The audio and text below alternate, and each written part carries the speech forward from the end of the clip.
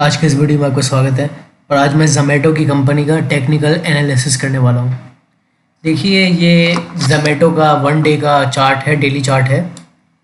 और यहाँ पे आपको क्या देखने को मिल रहा है। सबसे पहले तो यहाँ पे ये था कि इस शेयर ने जो है, एक सेकंड यहाँ बना के दिखाता हूँ पैटर्न आपको। यहाँ पर ये हेड एंड शोल्डर का पैटर्न बनाया है।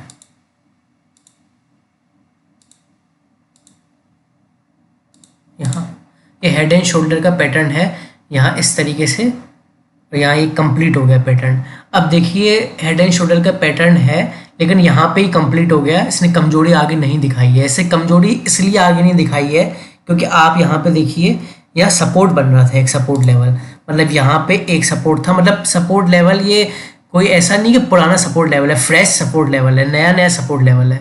मतलब इस लेवल में करीब करीब, इस लेवल के यहाँ पे एग्जैक्ट यहाँ पे, ठीक है। तो अब यहाँ देखिए, तो यहाँ प्राइस बढ़ा था, फिर यहाँ सपोर्ट लिया था, फिर अपना ये हेड एंड शोल्डर पैटर्न बना रही है। हेड एंड शोल्डर पैटर्न जो होता है, ये एक बेरिश पैटर्न होता है, और inverted head and shoulder pattern होता है, वो बुलिश होता है। तो ये तो बेरिश पैटर्न एक है। तो अब यहाँ पे है, अब यहाँ पे ये है, जैसे हेड एंड शोल्डर पैटर्न यहाँ इस तरीके से बना लिया था। अब ये अगर यहाँ से नीचे गिरता और सपोर्ट को तोड़ता तो हमें अच्छी खासी गिरावट देखने को मिल जाती है। लेकिन अभी हमें ये देखते हुए देखने को मिल रहा है कि इसने सपोर्ट को कैंसिल कर दिया है। ये मतलब यहाँ से अब नीचे नहीं गिरेगा, यहाँ से रिवर्स होगा इस सपोर्ट से, इस, ठीक है। तो इसलिए, क्योंकि एक तो ये सपोर्ट नया नया सपोर्ट है, तो कम से कम 2-3 बार तो लेगा अभी सपोर्ट, और दूसरा ये यहाँ पे रिवर्सल लेने की कोशिश करी है। लेकिन अब यहाँ एक ध्यान देने वाली चीज़ है, यहाँ पे एक हरी कैंडल जो बनी है, मतलब ये 6 नवंबर को हरी कैंडल बनी थी जब 5.5% ऊपर था शेयर। लेकिन यहाँ देखने वाली बात है कि इस कैंडल के वॉल्यूम ऐसे नहीं कि ज़्यादा नहीं थे, कम थे। तो सबसे पहले तो वॉल्यूम कम थे, शायद इसी वजह से सस्टेन नहीं कर पाया, उसे फिर गिरावट आ गई। तो अब हमें आगे क्या करना है, सबसे पहले तो हमें ये देखना है कि इसी लेवल पे ज़ोमैटो कैसे रिएक्ट करता है। अब ये रेड कैंडल बनी है, आप थोड़ा वेट करेंगे कि इस रेड कैंडल के बाद कैसी कैंडल बन रही है। अगर इस वाली रेड कैंडल के बाद एक हरी कैंडल बनती है और इस वाली रेड कैंडल के हाई को तोड़ देती है, इस रेड वाली कैंडल का जो हाई है वो है 258.12। तो ये 258.12 के भाव का अगर तोड़ती है तो ये बुलिश होगा। लेकिन अगर ये एक लाल कैंडल बनाती है, इस वाली कैंडल के लो को तोड़ती है, या फिर इवन यहाँ पे अगर कंसोलिडेट भी करती है, तो आपको इसमें बाय नहीं करना है, ठीक है। आपको इसमें बिल्कुल भी तब बाय नहीं करना है, क्योंकि इसकी वजह ये है कि ज़ोमैटो कभी भी कमजोरी दिखा सकता है। क्योंकि जब भी इसमें कोई भी तेज़ी आ रही है, ये ज़्यादा वॉल्यूम्स के साथ नहीं आ रही है, आप समझ रहे हैं।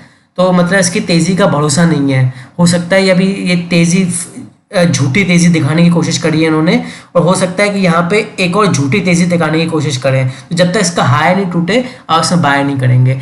अगर ये 258.12 का हाई तोड़ता है, तो ये वाली बीच वाली जो कैंडल है, जो ये कैंडल बनी है ये वाली, तो इसकी हाई को तोड़ेगा, तब इसमें प्रॉपर बुलिशनेस दिखाई देगी। तो इसका हाई है 262.45। तो कहने का मतलब ये है, पहले इस वाली कैंडल का हाई टूटेगा 258 का, फिर इसका अगला हाई टूटेगा 262 का। अगर ये 262 का हाई नहीं तोड़ता है, तो आप इसमें एग्जिट दोबारा से एग्जिट कर जाएंगे। साफ बात है, आपको दोबारा से एग्जिट करना पड़ेगा, नहीं तो आप फंस सकते हैं, ठीक है।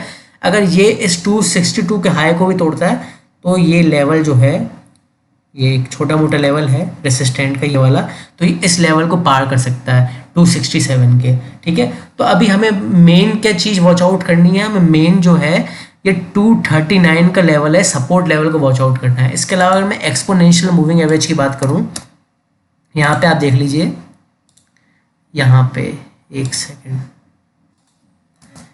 ये शेयर जो है अभी 20 दिनों के एक्सपोनेंशियल मूविंग एवरेज के नीचे चल रहा है, ठीक है। तो इसलिए आपको अभी बिल्कुल भी बाय नहीं करना है जब तक ये 20 दिनों के एक्सपोनेंशियल मूविंग एवरेज और इस वाली कैंडल के हाई को पार नहीं करता है, ठीक है।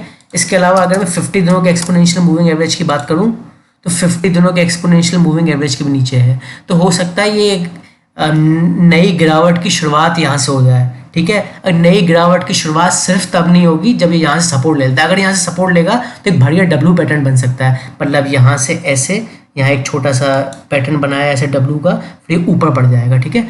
तो आप इस लेवल पे वॉच आउट करेंगे, अब जल्दी नहीं करेंगे, वेट करेंगे।